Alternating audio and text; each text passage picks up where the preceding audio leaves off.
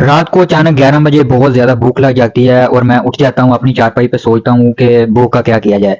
फिर मैं अपने कमरे से बाहर निकलता हूँ, पैसे ढूँढता हूँ कि पैसे किससे लिए जाएँ। साथ वाले रूम में जाता हूँ, अब्बू न्यूज़ सुन रहे होते हैं, तो मैं फिर उनको डिस्टर्ब नहीं करता कि उनको अगर डिस्टर्ब किया तो वो गुस्से हो जाएँगे। फिर मैं अपने कमरे में आकर सोचता हूँ कि मैंने पैसे कहीं रखे हैं, लेकिन मुझे याद नहीं आते कि वो मैंने पैसे कहाँ पे रखे हुए हैं। बहुत ज़्यादा सोचने के बाद मुझे याद आते हैं कि वो पैसे मैंने इस डोंगे में रखे हुए थे। वहाँ से मैं पैसे उठाता हूँ और बहुत ज़्यादा मैं खुश होता हूँ, क्योंकि मेरी खुशी की इंतहा नहीं होती। इतनी रात को मुझे पैसे मिल जाते हैं और मैं भूख का कुछ करने जा रहा हूँ। और ऊपर लेने वाली चादर ढूंढता हूँ, चादर नहीं मिलती, तो चारपाई पे जो होती है वो मैं ढूंढ के ऊपर लेके अपने घर से बाहर निकलता हूँ। जब घर से बाहर निकलता हूँ तो साथ एक दुकान है, वो देखता हूँ वो बंद हो चुकी होती है।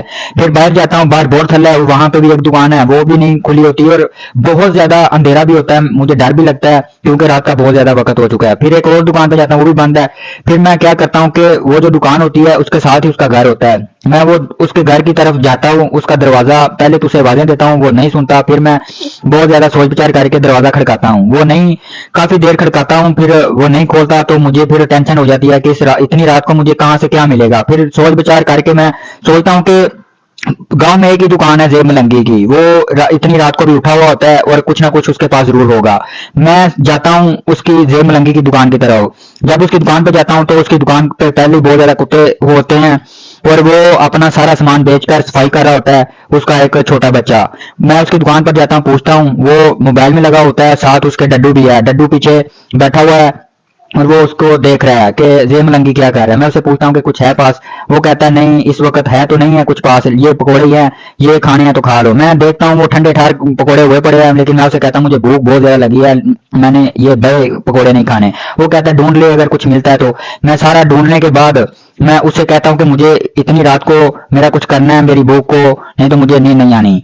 मैं इधर उधर ढूंढता हुआ उसकी फ्रिज की तरफ दोबारा जाता हूँ, पकोड़े भी है, रोल भी पड़े हुए हैं, लेकिन मेरा ध्यान जो अंदर हलवा लगा हुआ है गाजरों का, उसके ऊपर ऊपर इसने लगाया हुआ है, उस पे ध्यान जाता है। और मैं ऐसे कहता हूँ कि जेब मुझे वो दे दो। वो ये निकालता है, हलवा निकाल के एक प्लेट में डालता है और डालकर वो तोड़ना शुरू कर देता है। तोल के वो कहता है कि कितना लेना है। मैं कहता हूँ इतने का लेना है। वो डड्डू भी साथ हंस रहा होता है कि इतनी रात को नफीस ये लेने आया है। मैं उसे कहता हूँ कि ये तोल और ये ओवन में भी लगवा। वो साथ लड़के को भेजता है कि अंदर से 2 मिनट ओवन लगवा के बाहर ले आओ। मैं इतनी देर में जेब को पैसे देता हूँ, वो खुश हो जाता है।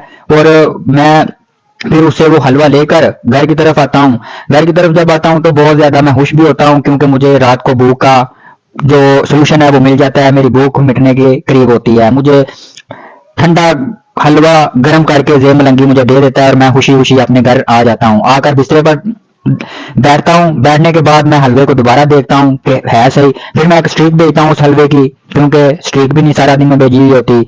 फिर मैं वो बहुत ही ज्यादा खुशी में वो खाना स्टार्ट करता हूँ, और मेरी खुशी की इंतहा नहीं होती कि मैं ये खुशी इस वक्त रात के 11:15 हो चुके हैं और मैं मुझे जेब मलंगी ने बहुत ही उम्दा किस्म का हलवा दिया है उसके।